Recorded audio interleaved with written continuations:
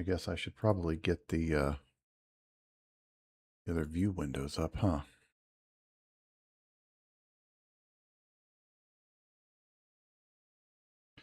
You know, I kind of miss that guy popping around saying that it was his stream. All right.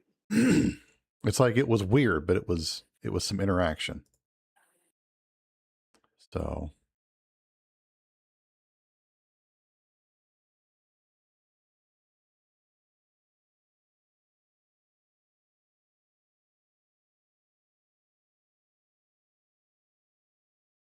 I don't.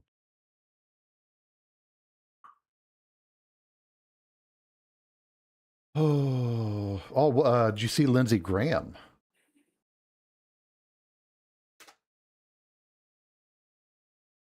Like, oh, what did I say? What did I say? I said something funny last night. He Lindsay'd when he should have Grammed or something like that. After that,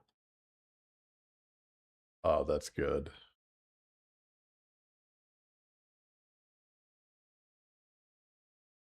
Lindsay'd when he should have Grammed.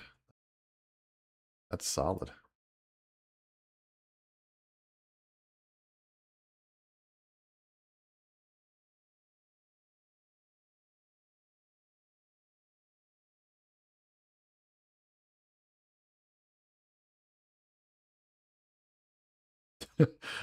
we can't read a calendar apparently. why? Barrels is yelling at us in Twitch chat.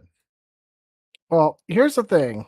I had to redo a bathroom and a living room yesterday, and well, when toilets don't work, they kind of take over your life. So, I'm being real here. You know, he had a shitty day yesterday. The problem is, it was a lack of a shitty day. That's the issue. The only weird thing is, like, this might be TMI, but like, so the toilet that was in there was installed in the 60s, so it was really short. And you are not a short man. I'm not short. Molly's not short, and like we're all sitting on a short toilet, so I got like a super tall toilet, but it's so tall it feels a little weird. So I get that.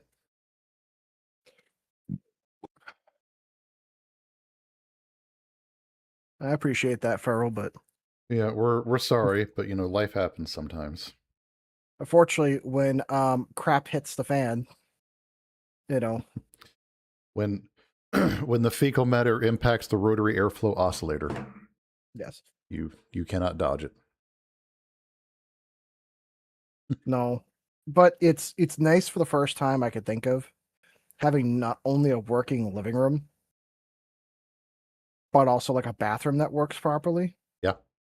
It's, you know, it's like finally.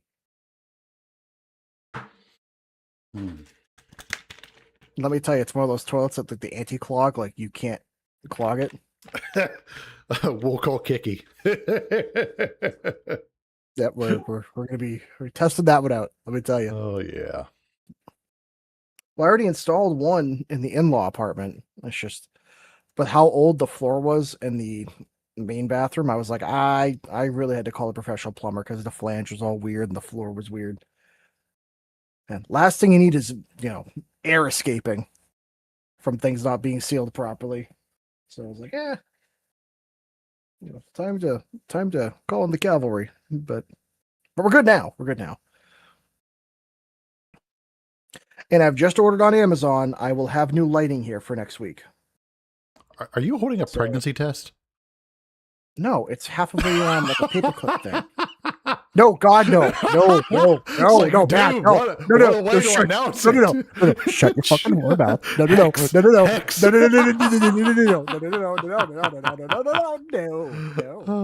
No, bad job, no, bad dog, no.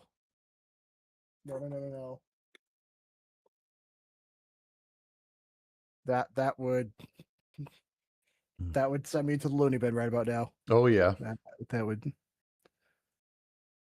Oh. Nope. God. Oh. I already got an old person in diapers. I don't need a young person in diapers. I already just got to restart that cycle, buddy. Dude, no. No. Oh. But as it is, we're kind of joking I'm running a rehab house because with her getting surgery on Friday for the knee Oh, surgery, I'm taking care of 2 people. snark. No.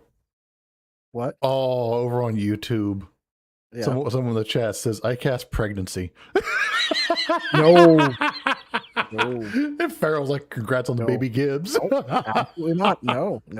No way. No way. Yeetus die fetus. No way. No way.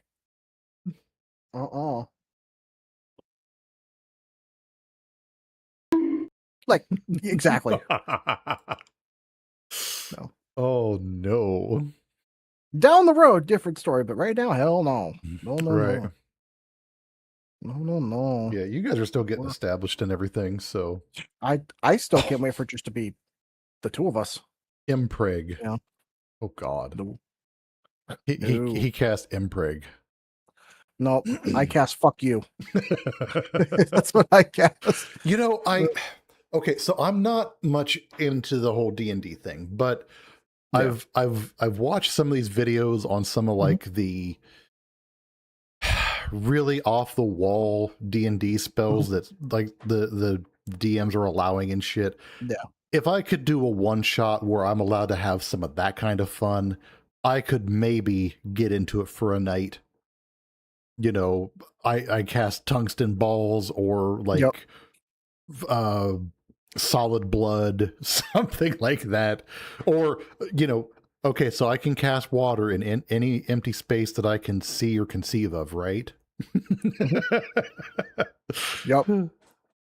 I've seen some good ones, but someone will cast like drowning and they just have water appear in their mouth or their lungs. That's like, yep, now you can't breathe. I like the one where the guy cast the fucking create water inside somebody's horse and tried to turn the horse into a water cannon. Yep. Oh, shit.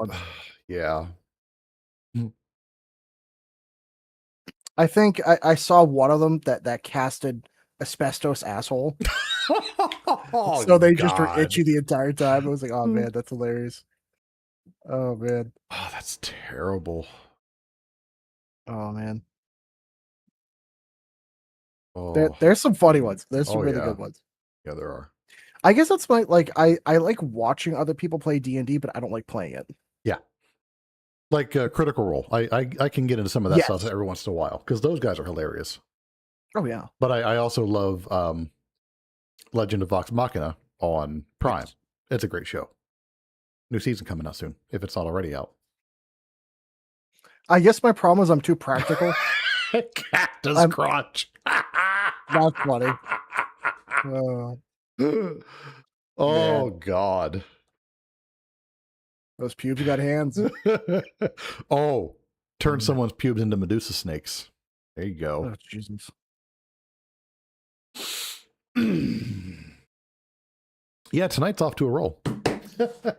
That's how it goes. For the record, Sunday is our normal shoot night. We do the show on Sundays normally, but life happens as it does, and we roll with it. Gibbs is apparently pregnant, as you saw. So no, I'll have a different prop. I'll have a different prop. Get yourself a different fidget. Use the tape measure. I have to because like that's my problem is I need to fidget with something. Gorgon groin. Yeah, and you can't fidget with your penis on stream. So no, I'm not doing the oh god, what was his name? The Kermit reporter that got Omegle Kermit. Helicopter. Do you like it? My bad, Shorty.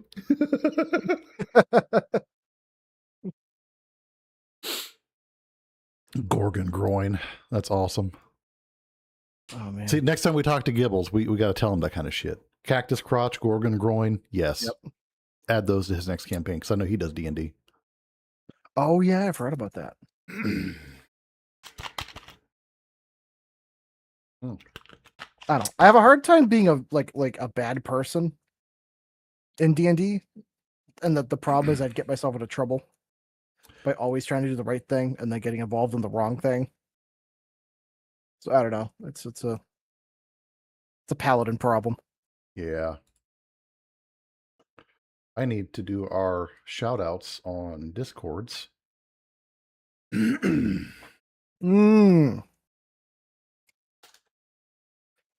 Oh man.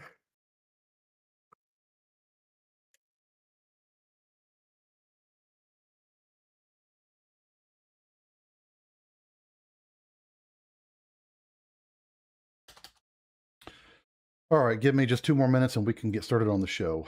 And then we could start. Then we hit the record button in a couple minutes, and Yep. Doo, doo, doo, doo.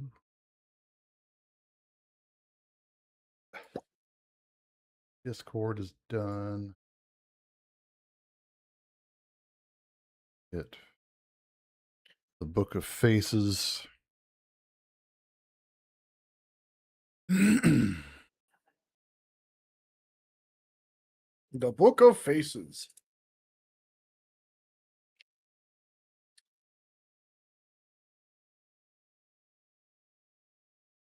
I like that it just takes me but like a minute now to do it.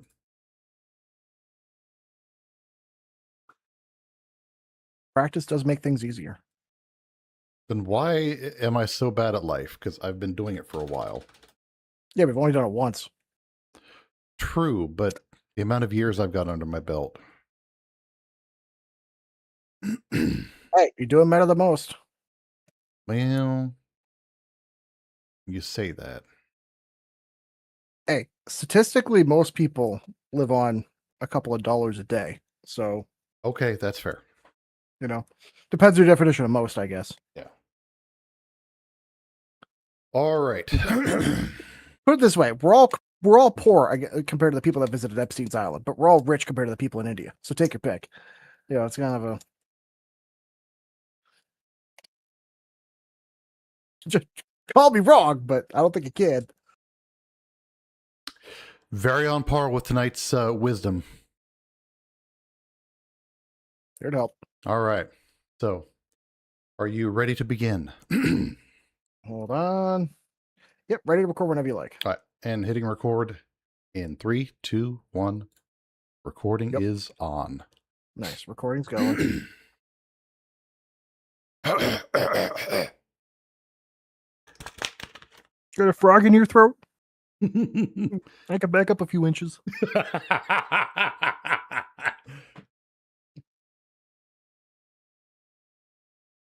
Nice. Yeah, you know. Oh, by the way, Some fun. I absolutely almost killed Oside when he was leaving. So you know how he's pretty tall and I'm not, you know. He was at the bottom of my landing. Mhm. Liz was on the last stair of the landing. Mhm. And I was on the stair above Liz saying Mhm. bye to them. I was like, hey, Oside, give me a hand. And he did that. I was like, yep, we're doing it.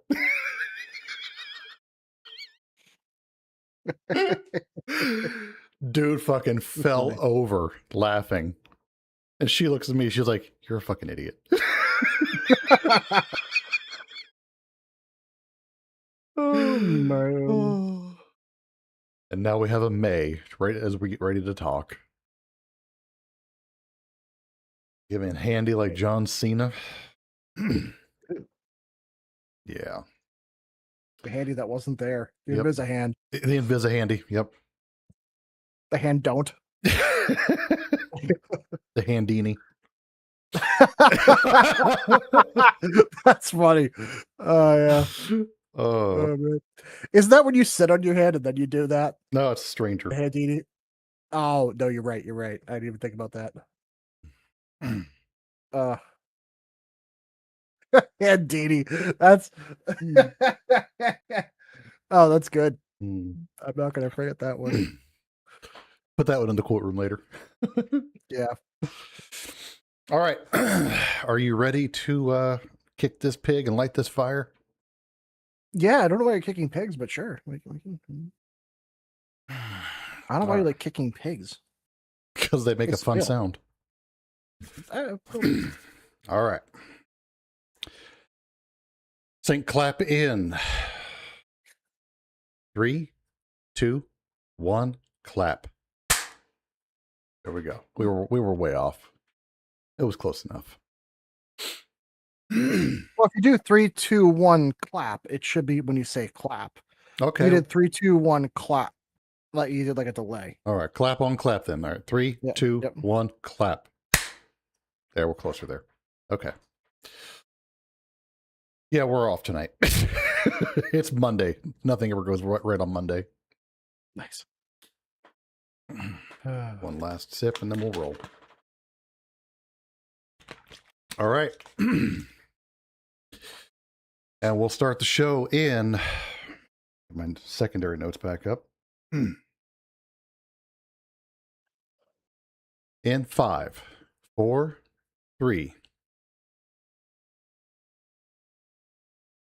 Welcome to the Now We Consume podcast, everybody. I'm your host, Pip. Here with me tonight is my co-host, Gibbs. Hello. Gibbles is still kind of MIA tonight. We hope he's doing well. We're pretty sure he's still alive. I don't think he's pulling a Mitch McConnell on us. He Lindsay'd when he should have grammed. He Lindsay'd when he should have grammed. Absolutely. Oh man. Before we get too far into tonight's show, I wanted to pass along a little bit of information. We are 7.5 weeks and counting from our live show. Yeah. Time is flying. So yeah, I need to go down to the bar and get everything confirmed. Mm-hmm. But it is still looking like we're on for, what is it? Sunday, September. That's what, the 5th? 6th. 6th. Sunday, Okay. September 6th. For I'll the be live double show. checking all my equipment in the next couple of weeks to make sure. Okay. So we'll have all that out as soon as it gets a little bit closer, but no later, I promise you guys, than the end of this month, we should have everything finalized. Oh, yeah. So, second bit of information. I have learned some fascinating news, and I wanted to pass along to everybody here. Yeah, this is new to you too. Pink eye is temporary, but she'll never forget the Rim Reaper. So take that with a grain of poo. You know, every time I hope it's something good and it never is. It's me, dude. It never is. You should know this by now. I thought it was going to be something, enlightening or informative. That was enlightening and informative. Not the soul. Yeah. Not the soul. Yes. That is funny, though. Yeah. The Rim Reaper, dear God. You're going to be laying in bed tonight. That's going to Zoidberg across your head, and you're just going to start cracking up laughing. And she's going to look over at you and like, what the fuck is wrong with you? And you're going to look at her and say, the Rim Reaper. Yeah, when the edible really hits me at 10 or 10:30, that's what's going to be. Yep. Yes, sir. You're welcome. The problem is, how am I going to explain that to a customer tomorrow when I'm asking them what's up with their car and I just start laughing and I can't tell them why? It's impossible. How do you explain that to a customer? There's no context I can tell somebody walking into a dealership, being like, yeah, so how you doing? I just know. You do what you can, buddy. Anyways, so tonight we're going to cover a topic that I think has been one of our most requested topics to hit. So we're finally going to touch this one in the no-no square as we talk about the suppression of clean energy technology. So this is going to be something that could very well rewrite how you see energy, power, and kind of who controls more or less everything. So imagine, if you will, for just a moment, bear with me here.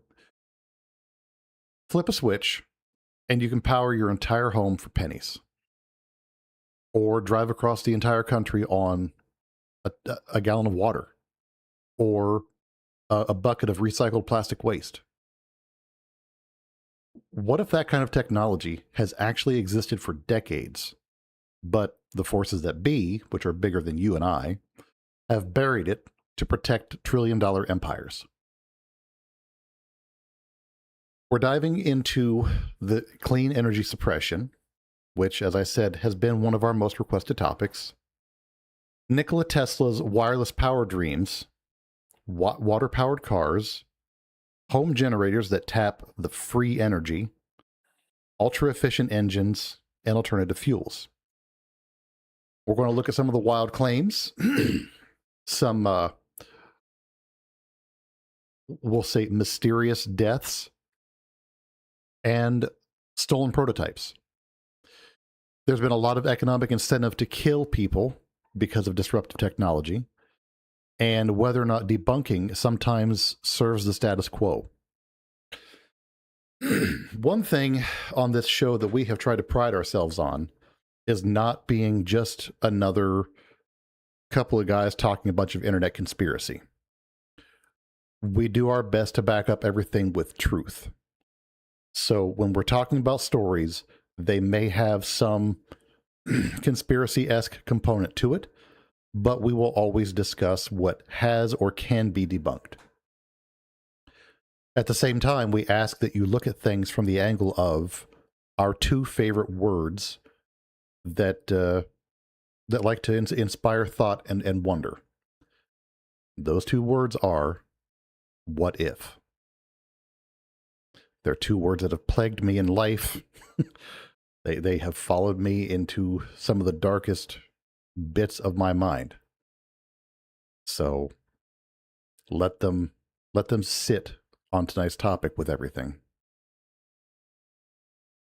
Some of this stuff will defy physics, and that's where a lot of the stuff kind of hits. People have been called crackpots, they've been discredited, and again, outright murdered for some of their inventions. A lot of it raises serious questions.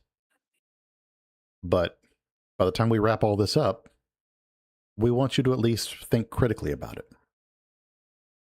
Look at it from the other side. So let's spark this up like Snoop Dogg. And consider this. If all this stuff was so crazy, why would the government have people at head departments of such of these things, such as like antimatter or anti-gravity? Yeah, or any of this other stuff. Like, not for nothing, the government would not put money and funding into something if it didn't at least in some way exist. Yeah. So, I mean, we just talked about some of these people that were coming up missing our last episode. You know, these were high-ranking department heads coming up missing and or dead under quote-unquote mysterious circumstances. Yeah. I mean, come on. Yeah. Sure. Kind of. Go ahead. I was going to say, it's kind of hard to say something like anti-gravity doesn't exist when a department head for anti-gravity winds up being no longer there. Yeah, dead it's kind on of like, the porch. If they weren't a threat, no one would give a crap. Exactly. Now, keep in mind, a lot of this technology supposedly was publicly debunked. And when we talk about that later, keep in mind the people that were debunking it, okay? Because they were usually the ones with something to gain by debunking it. So I want to dig into this. Nikola Tesla is a name that you've probably heard. He wasn't just the man that discovered AC.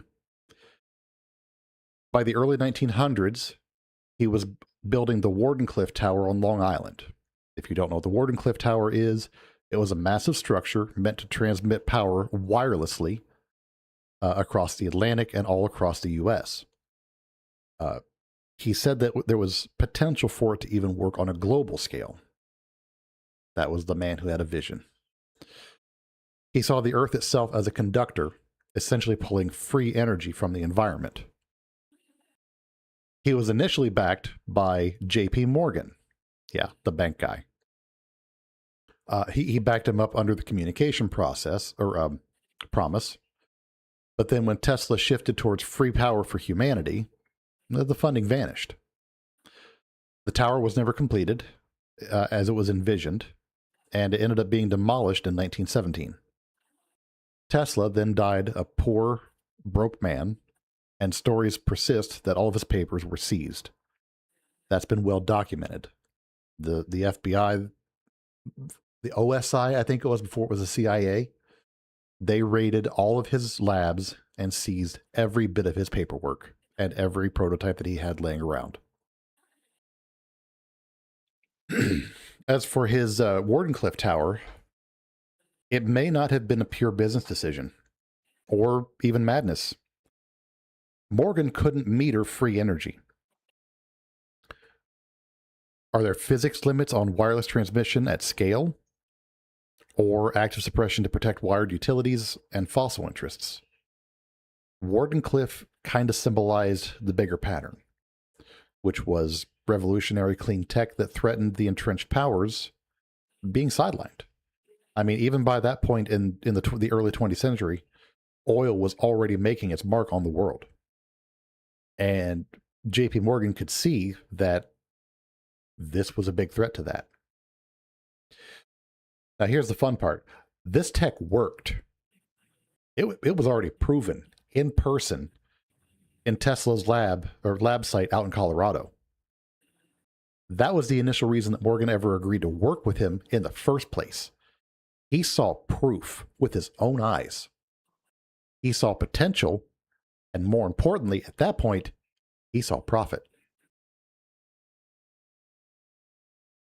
You want to take segment 2? Well, what I was going to say about that is, it, not to jump the shark here, but it has become a trend, and we've seen that really in humanity, really mostly in the Western world too, where someone will come up with an invention that completely shifts a paradigm, and they are immediately, as soon as it's found out it cannot be monetized, or that it would be open source, as we'll discuss later with some other things, that it just completely gets buried, thrown under the rug, and they're basically either discredited by public campaigns or they're pushed out of the limelight. Yeah. And this is not the first time, but he's probably the most famous example. But there were enough books and information out at the time before he was pushed away that at least some of the information got out. It's just very unfortunate that all this happened before documentation by regular people could have been possible on a large scale. Can you imagine what would have happened if he had been around to see the internet? Yeah, this would be very different. Oh, yeah.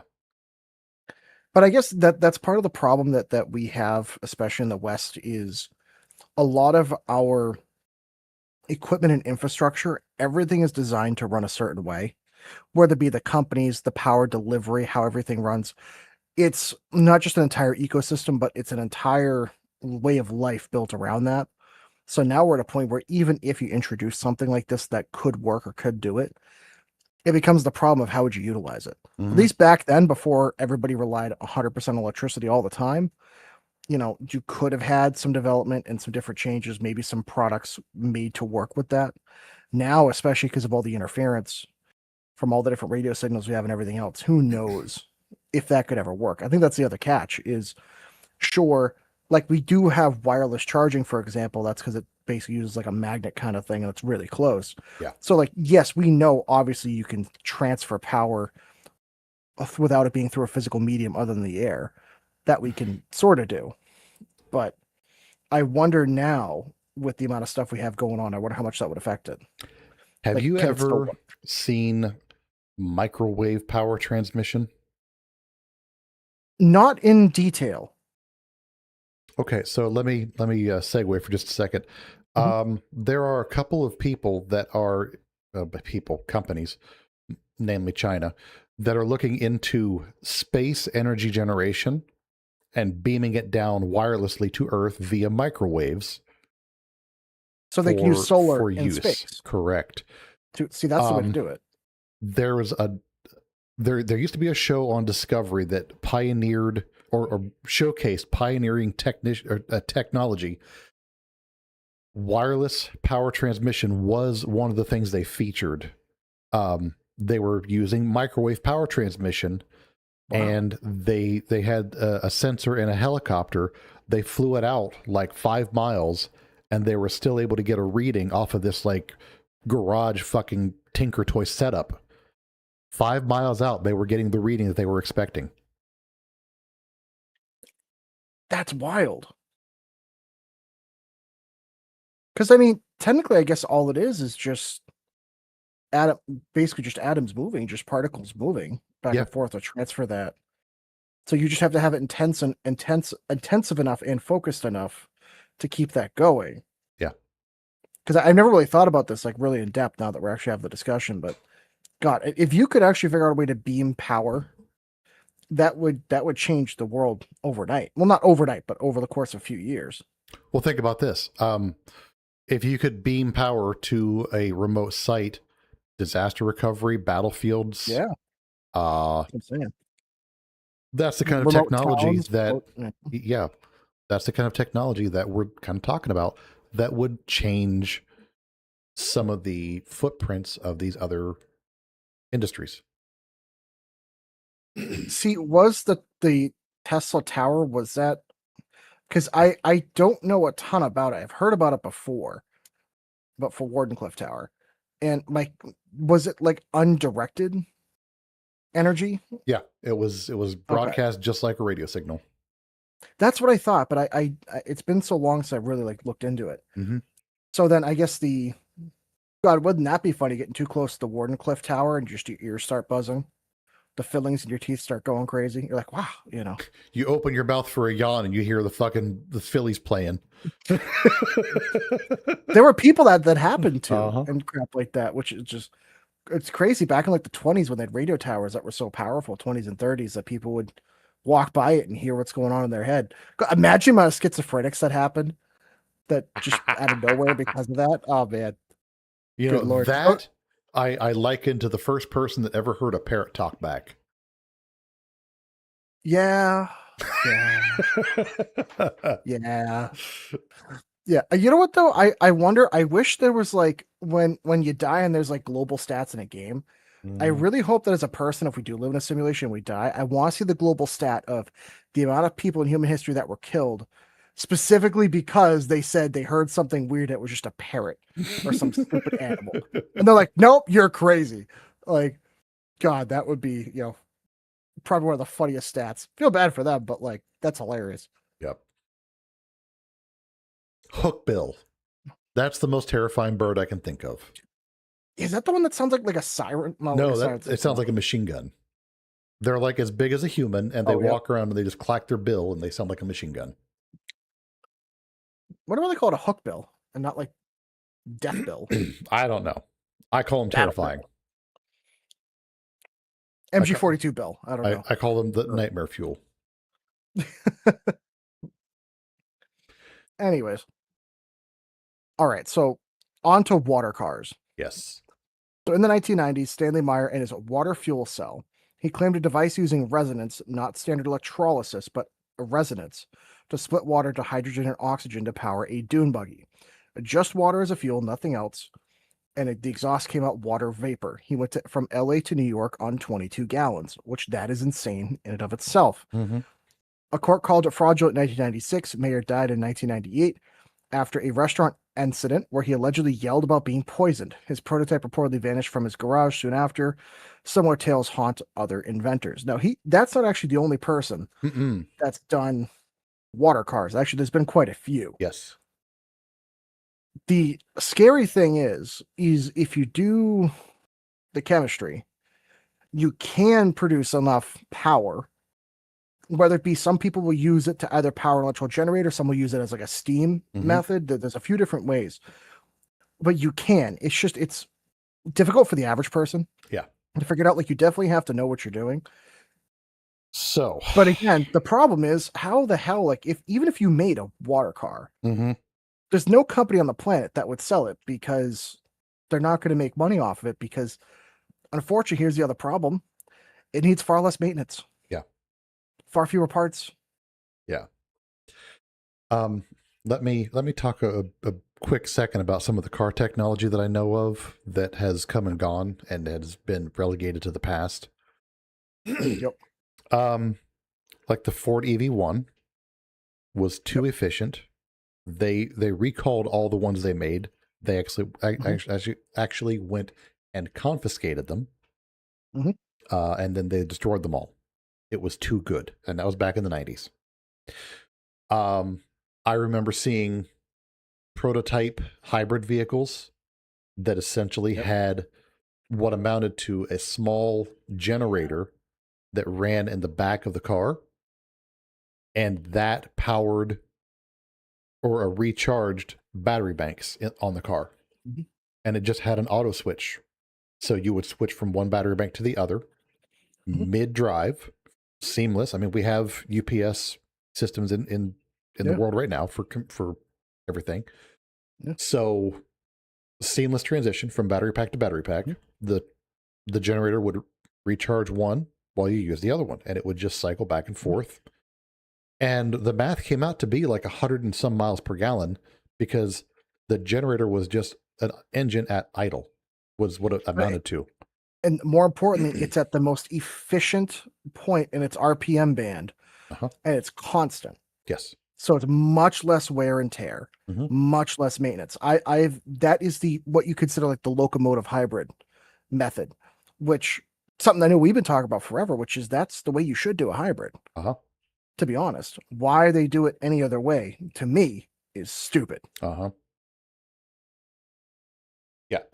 And then you've got, fuck, I should have written this down, but. Well, you know what's crazy? They had a solar powered car in the 70s. Oh yeah, it was shit, yeah, but it worked. But here's the thing with solar power now, like not for nothing, if you need a car literally not to transport anything, not to tow anything, just to bring a person A to B, there's no reason why you couldn't take a long car, like let's just say something that has like a really long nose or a really long tail or whatever, and just add solar tech with that kind of smaller generator. Those K trucks. Also, yeah, exactly. The K trucks would be a perfect test bed for that. They're small enough, they're light enough. You could just swap out the fucking motor. Yep. And then put solar panels on the back. What baffles me though, and maybe this is me getting a little annoyed, but when they sold the Volkswagen Beetle in the 50s, it was like 16 or 1800 pounds and it made like 30 horsepower. Now, the lowest amount of horsepower you can get out of a car is like 150 or 200 horsepower. My question is, why in the hell? And granted, I'm a car guy, so this is a bold thing for me to say. Why are we pushing so much fucking horsepower and so much sportiness out of things that are supposed to be economical?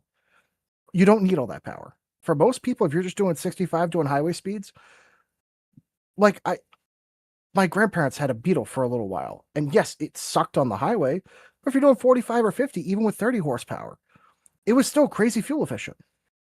So why is it that base model cars have so much more power, they use so much more fuel? And what's crazy, the fuel economy hasn't gotten better in the last 20 years. Yeah. The only thing that's making a difference now is hybrid. But even then, oh, yep, you go. Real quick. What's that? Words are evading me tonight. What's that old fucking part with the little flappy valve in it? They got rid of them. Which one? Carburetor. Yeah. Yeah. Well, because injection is more efficient. Carburetors are easy because you can just kind of clean it with. There is. See, here's the thing. A carburetor done correctly is very efficient, but most people don't know how to tune a carburetor. No, it's not easy. Here's the other thing. This was the other one I wanted to talk about. People have modified engines to run carbureted intakes off of bubbled gasoline and essentially fumes. And it has been proven time and time again to work. Highway speeds.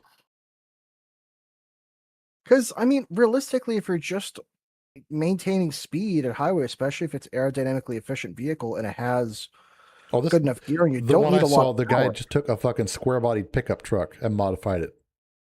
So fuck aerodynamics. This thing was a brick. Like me. Let's see. Can relate.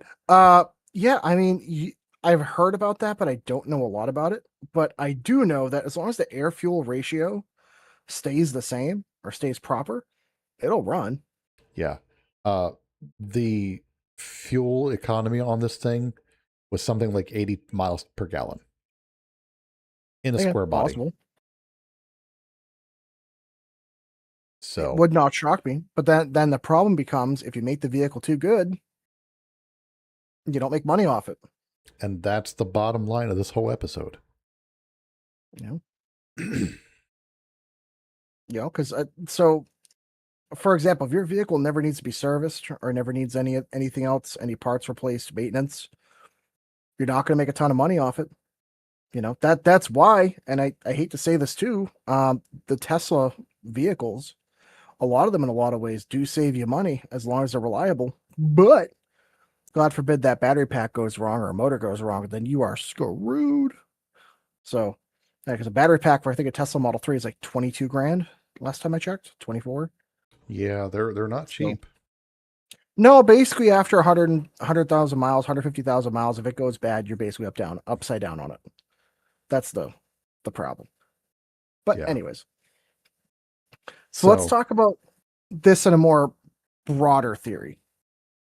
The government, oil companies, and utilities have motives to basically squash down or get rid of anything that destabilizes the market, which is kind of what we were talking about earlier. A true water-powered or zero-cost device would crash oil demand, absolutely strand fossil assets, and basically destroy utilities, which you're talking about billions, if not trillions of dollars lost in potential profits. You're talking about jobs, entire infrastructures. So I do get exactly the Wilhelm scream. Yes.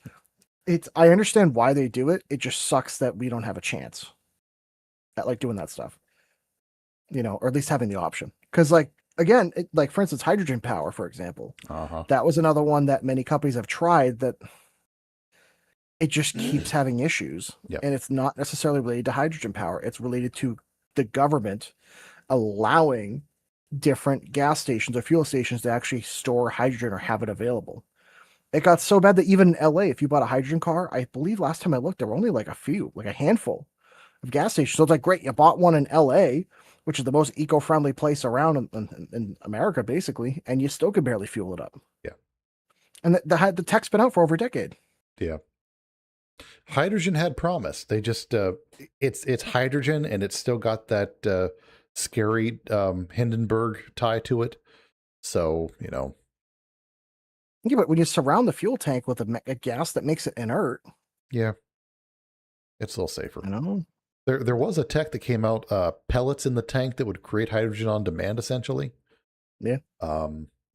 That looked promising, but I think the pellets were kind of expensive. It was not cost effective. That's the issue. Yeah. I only know because, again, Toyota was investing in it for a while, and they still do have some offerings elsewhere internationally. But even so, it's a shame that if we could have a water-powered vehicle, and clearly people have done it. Now, granted, will we ever know until one of us builds one? I don't know. But I certainly don't have the means right now. I'll tell you that. Yeah. Did you know that the hydrogen cells run about $200 a cell? And if I'm not mistaken, it's multiple cells per car. Yeah. So it's not just one. So no. I'm not sure if that's replacement or that would be for just a physical block, just a physical tank, basically. But there's multiple cells, that way you don't have any sort of issues. But the catch is when they're full, it doesn't cost a lot to fill them. It costs almost nothing to fill them. It's just the actual tanks themselves aren't cheap. But I'm sure there's a way. It's always a problem of distribution. Anyways, so we have home power devices and free energy claims. Yeah, this is fun. So let's move away from cars and into 0-point energy generators, or magnetic perpetual machines, a toroid coil supposedly pulling power from the quantum vacuum, air quotes on that one. Some claim enough output for an average home. There are patents exist and demos flood YouTube. Granted, this one's a little bit more tinfoil hatty. Not gonna lie on that one. Mm-hmm. Real world options that do work are things like obviously solar panels and batteries, small wind turbines, and micro hydroelectric dams. There's emerging tech like transparent solar windows or bladeless urban turbines. I'm actually a huge fan of the urban turbines. Yeah, those have some real promise. Well, so I actually was talking to a friend of mine that's a farmer about 20, 30 minutes south of me, and they have a lot of area on their farm For as long as it's a bladeless turbine, they're literally next to power lines. They have the infrastructure. They could literally just plop them there, hook it up to the grid, and make a lot of money and generate a crap ton of power. Yeah. But the other issue they're having is, well, it's not legal in the state, or they won't approve it, or this or that, or something else. Wow. Yeah. Well, my state's a little crazy. Your state's So very crazy. Yeah, yeah. So they mention transparent solar windows Yes. on that one. I also wanted to talk about the transparent or even semi-transparent solar cells or solar panels that are being used in combination with farms. A couple of states have done tests, and not only using those, but also raising the solar panels up another 5 feet have had some unexpected benefits. There's a small bug, a small insect with wings that's very, very important to us as humans. The humble bumblebee. Oh, yeah. Their populations tended to increase and propagate underneath these things. Yeah, because they have shelter. They have guaranteed shelter. Not just that. The wildflower populations of the local fauna, flora, flora or fauna? Flora. Fauna. I thought fauna was animals. Oh, no. Well, I thought flora was in lakes and stuff like that. No, because no, you might be right. All the fucking flowers. I don't know. All the flowers started to fucking bloom underneath these things. And it was like wildflowers that the pollinators go to. So, and this was just in a field. Then they're actually looking at this on farms. So they've got the benefit of they can get people, and in some cases machinery, under these things, generating power, getting the credits from the fucking utility companies and stuff, or the government, whoever's paying them out. They can spread them out so they can get some of their bigger equipment under this stuff. They're getting the pollinator benefits. They're getting extra or less water usage because it's not as hot. So there's a lot of benefit to this stuff, but people are still fighting, flat out, no solar on farmland. Okay, regular solar, I get that. I'm with you on that argument. But this modified solar, I think it's worth exploring. It's not, the solar's never bad. It's how you design it to work within the farm. So, like, for example, I have solar at my house. And what we did is we built it, the low end of it is 4 foot up. The high end of it, it's 12 foot up. And we built it into basically a garage where I put a couple of lawnmowers. I had my grass sweeper and a few other things in there. So we use it as storage. But there's someone I saw on YouTube that what they did is they literally took the same design, but put it, the lowest point was like 18 feet. The other highest point was like 30 foot. And then they just put underneath it, basically like a steel metal building to put their machinery in. So that way, for the same bit of land, you have not only a second layer of a roof, but it generates power and it takes up no extra square footage. But then what they did, and this part was crazy, is I saw someone use it as a trellis for vines. They literally took a big long thing, they added trellises and everything to it. That way they could walk underneath it and they could grow vines for a vineyard for grapes. And I was like, that is genius. So they get the energy credit for having that, and they can grow their grapes for the vineyard. It's that kind of stuff that we should be promoting. I mean, they already do that on the farm. They use companion fruits and vegetables or whatever. Squash with corn and beans or whatever. You can use the same fucking methodology when you're promoting this kind of technology.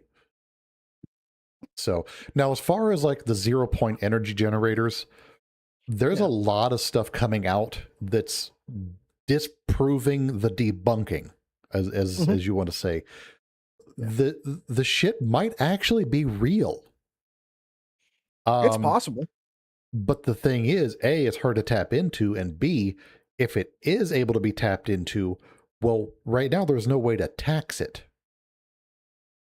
That's why I still think nuclear, I hate to say it, for a long time, like we're still going to be going that route if they ever decide to actually fucking do something about it. Like those small modular reactors we talked about that would solve the entire country's energy crisis. I still think we're the only people that have ever talked about that publicly. I'm just saying. I still have not found anyone else that has solved it that way. But 0-point energy would be insane if you're able to put it small scale enough. or even just towns, just having a bunch of capacitors, a bunch of storage, let that run, let it charge with the battery, overnight or during Yep. the daytime when everyone's out doing stuff, Oh yeah. you know? Even magnetic perpetual machines, like if you did it right, Well, okay. like Perpetual if you motion talked about, does not exist. It violates. but wouldn't it in a vacuum in outer space? Or basically it would last for long enough that it would negate the energy or it would put out more energy than what you have to put in to get it going. Because I understand on Earth with the amount of gravity and the actual air resistance we have, clearly you can't do that. Yeah, and that's where I've always kind of had the thought and the wonder is, okay, the laws of physics apply as they do on Earth. Mhm. Do they work a little differently elsewhere? Now I know a lot of them are fixed because we have the math to back it up. There are some things like what you're talking about that I really wonder. It's like there's a theoretical alloy that we cannot make on Earth. Uh, Tungsten titanium. Hmm. I think maybe it theoretically can be made on Earth, but only in small quantities because it has to be made in a vacuum. But in space, you could make it, and it would be insanely strong. Hmm. It's something that, you know, we get into asteroid mining. Tungsten titanium alloys could possibly be something real. Well, we could, synthesize it or make it or find it. Who knows? Oh, well, you're not finding that alloy. What is it? Is it impossible to be? I don't think it could exist in nature. Oh, fair. But if you want to do some fun digging, hop onto AI and ask it about tungsten titanium alloys. Okay. But I guess the other point I was going after is with perpetual machines. If it's possible in a vacuum in outer space, and you're talking about using that beaming technology to beam power, then even if it takes a little bit of energy to get something going and leave it running for a few days or a few months, it is a possibility. Because that's always the catch, is it's the constraints of the environment around the invention. So some inventions could never work in their time because of the constraints of the environment, whereas without those, it is possible. Or the constraints of the technology of the time. Exactly. Yeah. The fucking Iron Man 2, Tony Stark's dad couldn't make the element because of his technology, so he wanted his son to do it later. Oh, yeah. Technology changes. And mind you, we're all going off of base what we know exists. Who the hell knows what the government has secretly locked up? Like, I'm just saying, Remember, DARPA tech is usually 20 plus years ahead of us, so. Yeah. They who knows? So who the hell knows? Let's pivot back to some of the car stuff, because that's one of the bigger things that people really focus on right now, especially with gas running with what it is. I don't know about your area, but gas is hovering around 375 here. Yeah, closer to like 350 here. Okay. So efficient engines, alternative fuels, and what that could do to the markets that they're in. You've got ultra efficient ICE mods, hydrogen combustion, and fuel cells, like we'd mentioned, which would be 2 to 3 more times efficient than gasoline. There are ammonia blends for existing engines.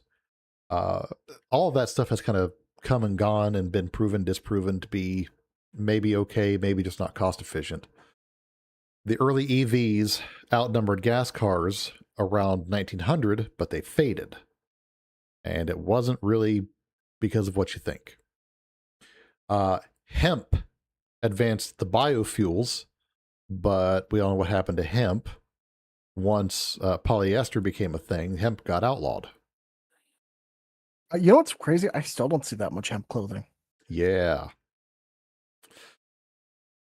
Well, it's like a specialty store thing. It's a specialty thing, but again, the people that make all the polyester stuff, they pushed to have hemp outright banned as a clothing material because hemp is marijuana and marijuana bad.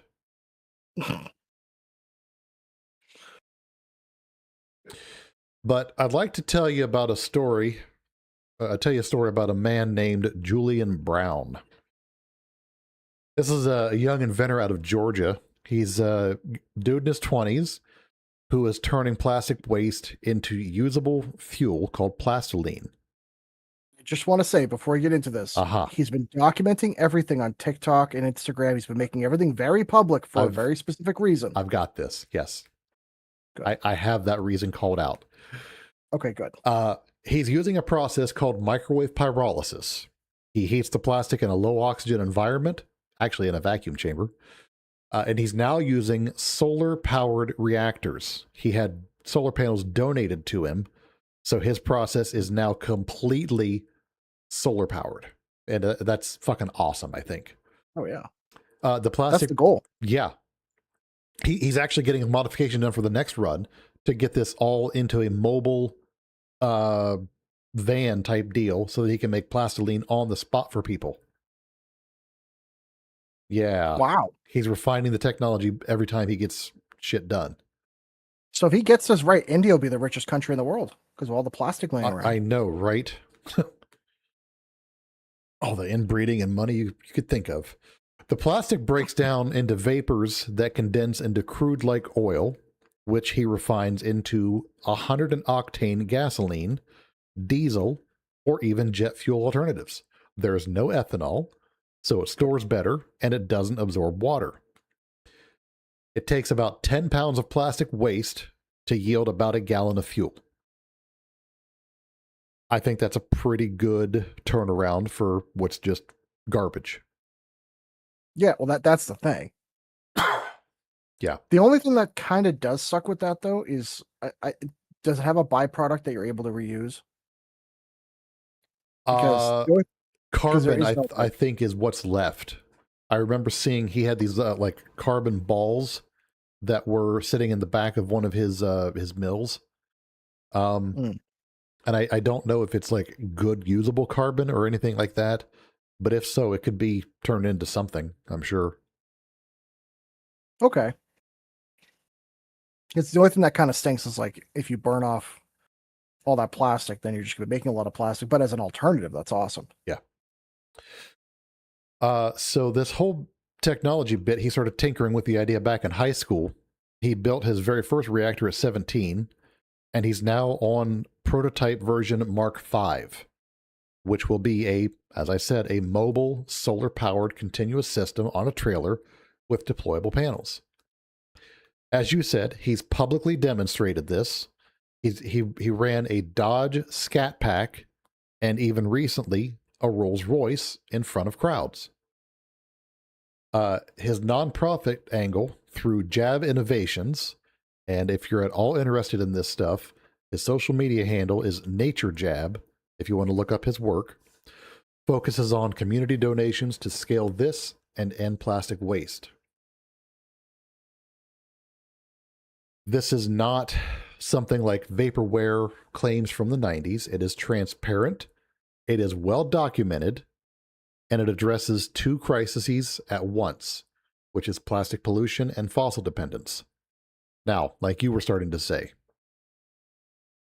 Brown has deliberately avoided patents because he sees the system as corrupt and ripe for theft. He's not fucking wrong. He's talked about feeling watched, seeing black helicopters flying around his work site and his home, being followed while driving, and having his private mobile devices and social media accounts infiltrated. These are all classic suppression red flags in that kind of a space. At one point, fans worried that he had been got. You know, he got because he went missing for about 2 weeks on social media. Now, when it came out that it was literally just his devices and his accounts that had gotten hacked into, he couldn't use them, everyone was relieved because we all thought he was done. Whether it's paranoia, real pressure, or something else, the stakes are pretty obvious. Because if it was scaled up, plastiline could seriously destabilize oil markets by turning mountains of waste into cheap local fuel. Because if you think about it, if those reactors were scaled properly and just placed in every town, anywhere you've got a 7-Eleven or a Duke and Duchess or a Speedway, Yeah. you dump off your plastic and you could get fuel credits essentially. Yeah, or even at your local town dump, if they had something where every town had their own there, you just dump off a bunch of your plastic and they say, yep. Pick up your gallon or two of gas next week kind of thing. Yeah. Or they just start making gas ahead of time and you dump off trash and you can trade it in. Yeah. So this threatens plastic producers. It threatens traditional refineries, and it does threaten the energy giants.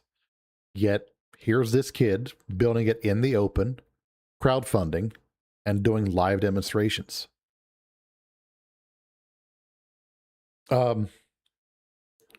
He's been very vocal and open about the process.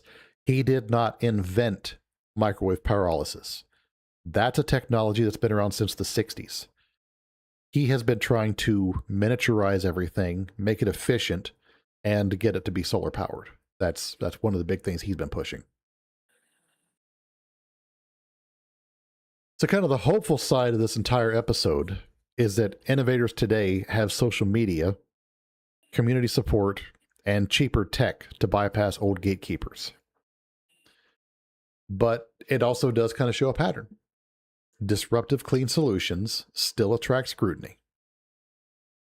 We don't know if plastiline is going to scale the way that he wants it to, or if it's going to face the same hurdles as everything else that came before it. But I think you should keep an eye on Julian Brown because he's probably going to be one of the guys to root for. Oh, yeah. I hope that he sets a new pattern or a new trend. From our younger people that have good inventions and good ideas. Yep. They just put it out in the public. We need more people like that. Yes.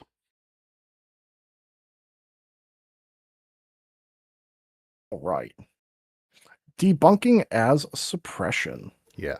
So here, before you go, this is where I need you guys to keep an open mind. Okay. Remember who is at the forefront of the debunking. Okay. Go ahead. Exactly. That's why you have people cite their sources and make sure what people actually say something. They actually have some evidence backing it up and not just some BS, But anyways, many devices violate thermodynamics. Independent tests often fail. There is fraud that exists. But flip the lens. When the prize is global energy dominance, could some debunking, regulatory blocks, or media dismissal serve powerful interests? The U.S. Invention Secrecy Act of 1951 lets the government classify patents threatening in national security, including economic stability. Thousands of secrecy orders, some touching high-efficiency energy tech. We've touched on this in previous episodes. But another thing to consider, if this is true destabilization technology, wouldn't someone somewhere benefit from making it look like a fraudulent claim? This is actually something that we've done with military before. So I don't know if people know about this, but when we made the U-2 spy plane, we were able to fly at 70,000 feet and take photos that captured hundreds of miles at a square time, 100 square miles at a time, but then be able to zoom in up to the point where you could almost read license plates, almost be able to read things pretty clearly. Before then, there was somebody that was making camera. I thought it was Panasonic. It might have been Philips. I forget which company, but there was somebody that invented that camera technology before, and the government said, "Ha, we're taking that," and it never got sold. And what's funny is you cannot, as a person, buy a camera that's even the quality of what we had in the 60s on that U-2 plane. You find me a camera that a civilian can buy that from 70,000 feet can photo down to the point where you can read a license plate. You find me that. Good luck. And now it's 50 years onward. Because almost any camera you can figure out, you can buy anything. Nothing will even come close. And again, I know it's because the U-2 spy plane cameras were hundreds and hundreds of thousands of dollars. I get it, if not millions. But my point still remains that the minute they had developed it, someone had developed it. I forget the details of that story. I will go look it up. Okay. It immediately went away. I don't know. So The Vera Rubin just released a 1.3 gigapixel picture last week. okay. But then the question becomes, at 70,000 feet away, Uh-huh. can you still zoom into a license plate and read it? Well, this thing That's saw a dot 73 million light years away and figured out it was a galaxy. So, I mean, same diff. it. But then here's my other question. Is that something you could fit on a plane? No. Is that something that could survive moving at 200 or 300 miles an hour in a plane and be gyroscopically stabilized enough to be able to take those photos that clean? Also, no. That's what I'm getting at. Is like I agree with you that we like things like the Hubble Space Telescope and a bunch of other places, like a bunch of other inventions. Like, don't get me wrong, our camera technology now is way better. Oh yeah. But when you in the 60s come out with a technology like that, of course the government's going to snatch it up immediately. Yeah. I mean, my Google Pixel 8 Pro, I can see the ridges on a BlackBerry from the back of my yard, and it's like 75 yards from my back porch. It's pretty good. It is pretty good. But anyways, and mind you, when there's patents surrounding like national security, the U.S. government has done that with a ton of different stuff. Yeah, they have. You can look up a lot of inventions that all of a sudden mysteriously disappeared out of nowhere. And then you'll see them on a weapons platform or something like that 20 or 30 years later. But anyways, there's political examples of this that exist too. Things like buried in the DOE clean energy studies. There was peer review and funding that can gatekeep certain projects, certain ideas. If a breakthrough had threatened oil states, auto giants, or utility monopolies, the incentives to slow walk, discredit, or bury are massive. Yeah. And again, kind of like in a weird way with the nuclear power kind of energy movement, where that got discredited so much in the 70s, 80s, and 90s after Chernobyl, being like, oh my God, everybody will blow up everything. Well, that we stopped putting money to that. Really, a lot of that had to do with the fact that there's a lot of oil companies, there's a lot of coal companies, a lot of other things that were making a ton of money that nuclear really wouldn't make that money off of. Yeah. So yeah, nuclear is really only profitable during construction. But the funny thing is, the lack of nuclear is what keeps us from going electric. Yeah.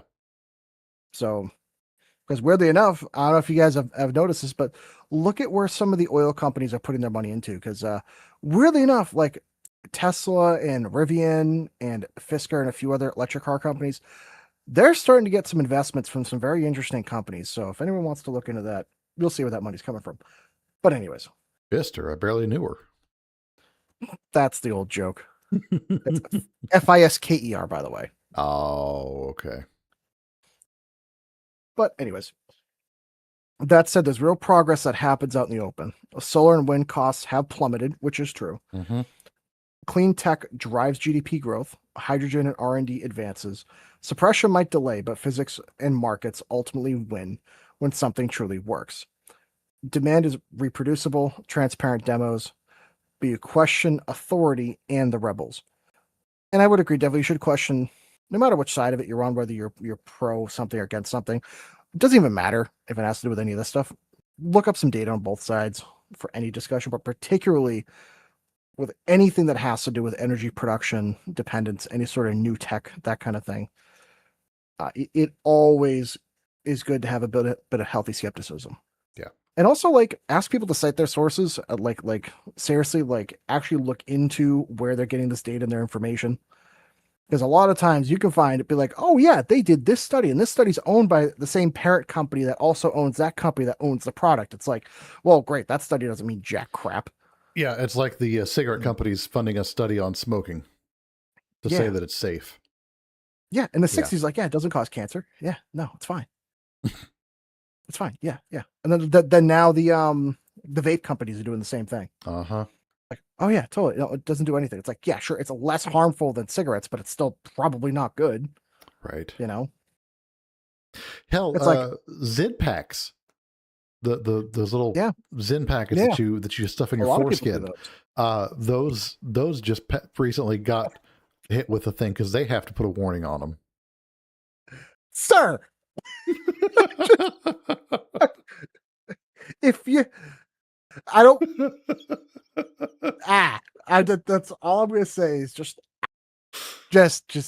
if you're stuffing that up there, Wait, do you not? no, I don't do Zyn. I don't do that kind of stuff, Well, you man. don't have to if you just You might as well just do a Zen enema at that point, a Zenema, if you will,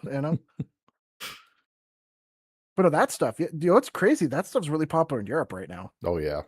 Well, A that and ranch. lot of people. Those and ranch dressing. Oh, now that Europeans have visited America, they're like, "Ah, yes, we understand how the Americans are fat. I get it." It's like, yeah, now you see. Now you see this isn't only just by choice. This is also, a product of my environment. No, yes. Oh God. God, where are we going with that? Yeah, we're coming up on the end. But just question. Yeah. From a side. So what we're hoping everyone takes away from this is that not everything is some grand conspiracy. Rightfully, some things are, yes. But something to keep in mind is that the laws of physics are stubborn bastards.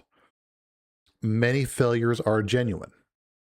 Yeah. Today's clean energy boom, things like EVs and renewables, and even electrical storage are starting to show momentum despite all the shit they've had to overcome. Real suppression often looks kind of boring. It's lobbying, it's permitting delays, it's policy, red tape, and bureaucratic bullshit. But innovations and individuals keep pushing. Ultimately, that's exactly what needs to happen. Push boundaries, push limits, and encourage the next generation to never stop being curious, because they're the ones that are going to finish the work that we start. That's why I give a lot of credit to Elon Musk, because even though I'm not the biggest EV fan, he's been probably the best person ever for electric vehicles by far. Yeah. And he's done so much to refine them and actually make it work.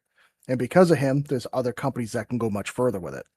I'll even go another step further and say that thankfully in the racing community, they've actually started making 100% synthetic fuel for the new F1 cars. Nice. So it's 100% made in-house. No other things other than just chemicals put together. There you go. It's because of these different avenues that are allowed to be pushed that we will eventually be able to overcome a lot of these challenges and issues. And I think by being able to have, for instance, that plastic pyrolysis, be able to have fully synthetic fuels, electric vehicles, it will enable people that enjoy different hobbies and different interests to be able to keep enjoying those without that government overreach. Because for example, there's a lot of states or even some towns that want to outlaw older cars because of environmental issues. But if it's fully synthetic or plastic fuel, there goes your reasoning for banning them. Now, now you can't justify it. And if through that plastic pyrolysis, if you can make your own fuel, you will be ungovernable. Yes. I am a big fan of becoming ungovernable. Yes. If only we could have made that with the Killdozer. Yes. Imagine just having a trailer behind it, just making more plastic fuel and having like 10 tons of plastic back there, just slowly. You are inevitable. You are the Thanos of dozers. A Thandozer or Danos. I don't know. I would call that, but God, wouldn't that be funny? Oh, I need a Killdozer that just has "I am inevitable" on the blade. Yes, painted purple. Yeah. A big gold fist behind it. "I am inevitable." Yeah. Yes. The old pimp dozer over there. Just painted in purple. You put the little grooves in the front so it looks like his ball sack shit or whatever you want to call it. Oh man. ChatGPT will go crazy on that one. Oh yeah. Claude will have a field day. So at the end of the day, is clean energy actually being suppressed? I think elements of it, likely yes.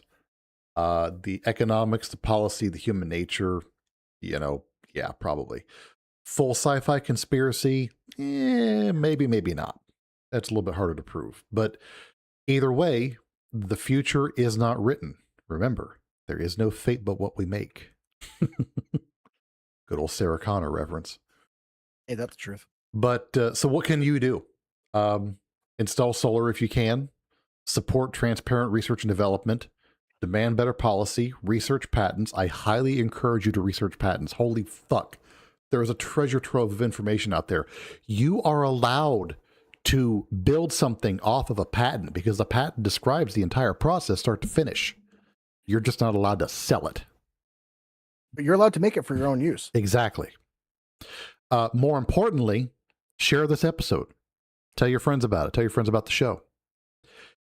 Remind those in control that needs are a privilege, not a right. That hits home. And that we, the people, have the answer to the age-old question, what's red and bad for your teeth? It's a brick. You're not wrong. You know. Or, like, you hear me out, just get the government out of this crap so you can just do what the hell you want with your own property on your own land with your own stuff. Did you see the guy in, was it Oregon or Washington? I've never heard of that town.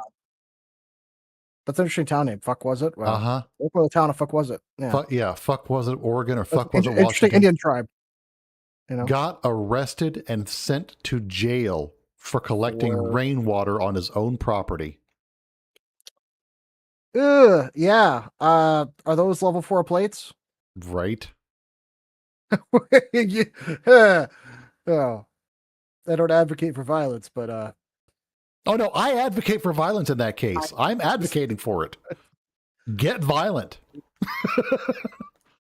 Well, it's crazy that, look, I would understand if, let's just say you had 100,000 acres and you collected like 9 million gallons of water every month. It's like, all right, you're clearly upsetting the water table. But if you're collecting a few hundred gallons, like, do people not realize how much water falls when it rains? You know, like, to that extent, I'm wondering if data centers can collect rainwater for their own use. You know what's crazy? Somebody brought this point up the other day, and I never thought about it. Why is it that if you build any sort of commercial building, mall, strip mall, warehouse, you have to do like environmental impact studies, but yet data centers don't have to do that?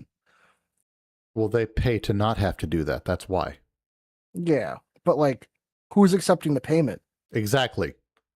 Transparency. It must be demanded. Well, they should not be allowed to collect rainwater as well. Well, no, I think they should, so that they could use that as their cooling water. No, see, I play the devil's advocate of let them illegally collect it and then mention it a year later and then just find them into oblivion. That way they're destroyed.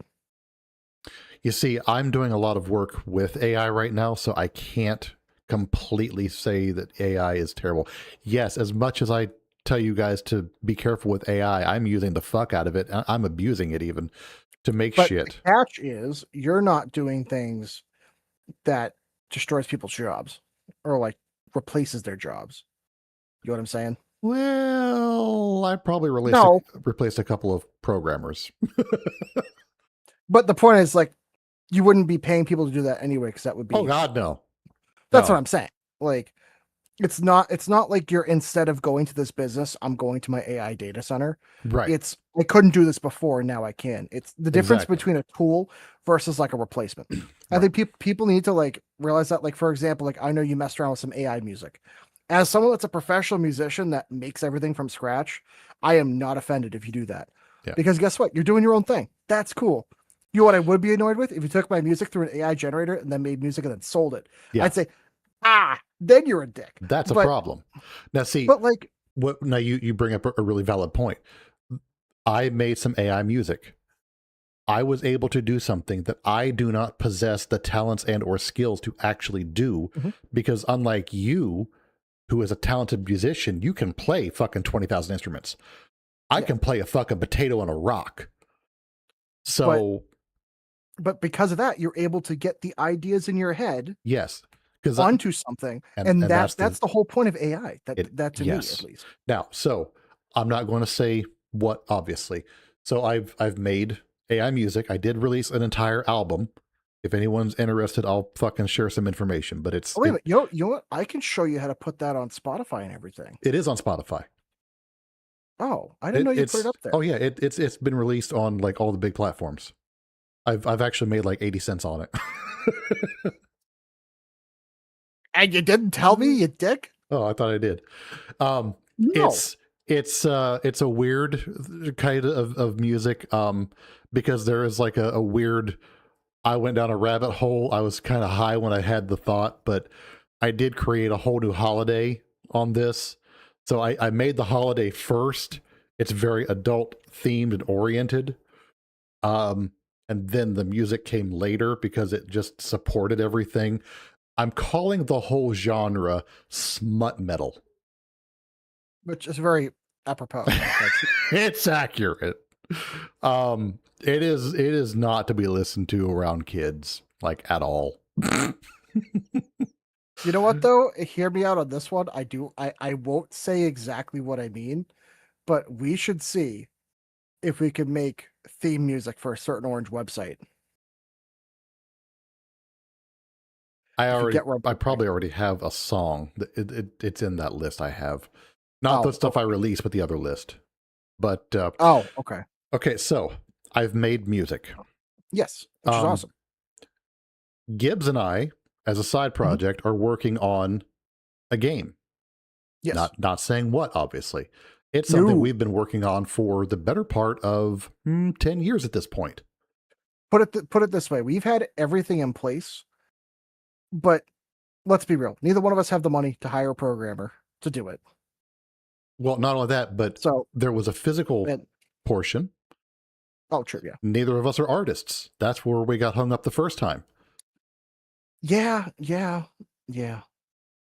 And we tried using AI back in the day. And let me tell you, it was pathetic. Now that I compare it to where we're at now, it really felt like the Stone Age. Yeah. Like the evolution of Will Smith eating spaghetti is a very big testament to that advancement. Oh God, yeah. And then the other use for AI, again, I'm not going to say what it is. I have been able to get something out of my head that I have been wanting to create fully for the past 10 years. The hardware side, I was able to do no problem, but I needed a software component. I'm not a programmer. Thanks to some of these sites like the vibe coding sites, I was able to get that portion done. And in the span of about 3 weeks, I was able to take this from realizing I could use that to make the software portion. I have the hardware portion 90% done right now after a couple of reworks. I just filed for a patent last week. That's awesome. So that's how far along this project is, and it's actually going to be technology that, if it gets implemented properly, can and will change and save lives. So, that's using AI. But that to me is using AI appropriately to do something you couldn't otherwise do. Yeah. You're not replacing people, and you're not using it, I won't say in like a lazy way, but using it in a productive way. Yeah. See, that to me makes the most sense. It's when companies, instead of hiring somebody to answer the phones, they just put it to an AI bot and let it do its thing. Yeah. It's that kind of stuff that drives me nuts. Yep. And you're doing something productive with it. That like actually matters. You know? And we're doing something productive with it that actually matters. Yeah. Trying to. You know? No, we are. We're making progress. Yeah. Hopefully we have the game to a playable state where we could actually have people that are interested in it here in a few months. We're not too far off, man. Yeah. Like, it's scary. It is. I'm not going to say what we're doing, but it is scary to ask a question to an AI, say, hey, can you do this? And it says, yeah, you bet your bippy I can. And it just does it. And it just it gives you a summary later on. And it's like, here's what I did. It's like, holy crap. It's kind of mind bending. So it's wild. I love it. You bet your sweet bippy I did. Yep. Yep, every time. Took me a second to find it. Sorry. The only thing that scares me about the AI that we're using is it will ask very relevant questions, be like, so if we did this, did you want me to do the next step of this? And it's like, son of a bitch, you're already ahead of me. Yes, I would love that. And it just, and I hate that because I'm like, God damn it. The AI is like kind of smarter than me. It's like, fuck, Yep. Christ. You know? Yeah. It's been enlightening, and it's hard to describe because the feeling of satisfaction and accomplishment are there, but I know I had to use that tool to do it. So there is that kind of like, I kind of feel like I'm cheating. Yeah, but like at the same point, it would not have been done. Yeah. If we didn't have access to that tool. Because we were talking about this like 8 years ago when we're getting into it. It's like, ah, crap. Yeah. You know, could either one of us code or do this? Not really. I mean, theoretically, we could have figured it out, but we both have like families, like lives, and like shit we have to do. You know, and so it's a little hard to casually pick up coding enough to do something like that. Yeah, on this kind of a scale, yes. Yeah, this isn't like your simple just make Pokemon on a Game Boy Color. You know what I mean? This is right. Yeah, we're not writing Doom on a pregnancy test. That's so impressive to me. Oh man. But yeah, I think we're that's probably it, huh? Yeah, I think that pretty much does it for tonight. Yeah, we'll get the info for the live show. If you guys have anything else you want us to cover, hit us up. We're always open and willing to take topics. Otherwise, hope you guys enjoyed the show. We'll you said you had some stuff maybe next week preventing a show. We might have to do a different night again. I won't know until Friday. Okay. Whether the recovery from stuff. Okay. So we'll that's literally going to have to be a play by ear kind of thing. Okay. So next week is TBD. I'll try to post something on the socials if I can. Yeah. But I know I've been kind of slacking on the social postings, but I'm sorry, life happens. So yeah, But thanks again for hanging out with us. We love you all, and we'll catch you all next time. Bye. Bye.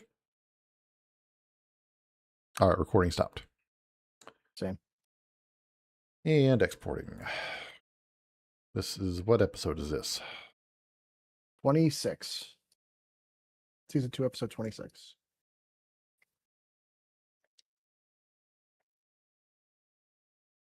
Shibubi. Yeah, that's awesome. I got emotional when I filed for that patent. I get it, man. I mean that's been a big thing coming for a long time. Yeah, but also as much as I hate to say it, I kind of wish my mom was here to see this, because it was something I had talked about with her a few times. And I get that.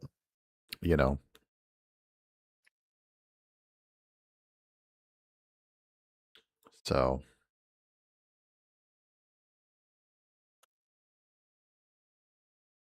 but it is what it is. I'm just glad that it's coming along as far as it is.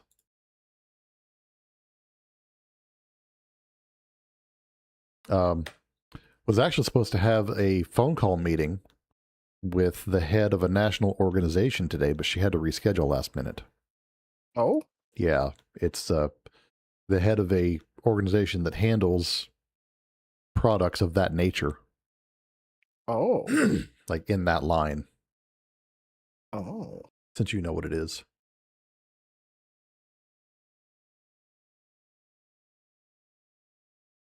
So I assume I'll be having that meeting here probably sometime this week. Either this week, or I know that she's going out of town and has to, or we were originally supposed to schedule after the 25th. So if it's not this week, it'll be after next week. So that's cool. Yeah. So I'm excited because I'm hoping I can get some grant money to try to get this thing finished up and get some things, because yeah, it's come a long way, but there's still some stuff I need to do to get it from like disorganized benchtop prototype to potentially functional retail size unit. Well, yeah, that's a whole different level, you Yeah. know. Yeah. There's a lot of cost and profitability and a lot of other stuff. I don't want to say too much, but yeah. So, all that'll be right. cool. Who knows? You might become the richest man.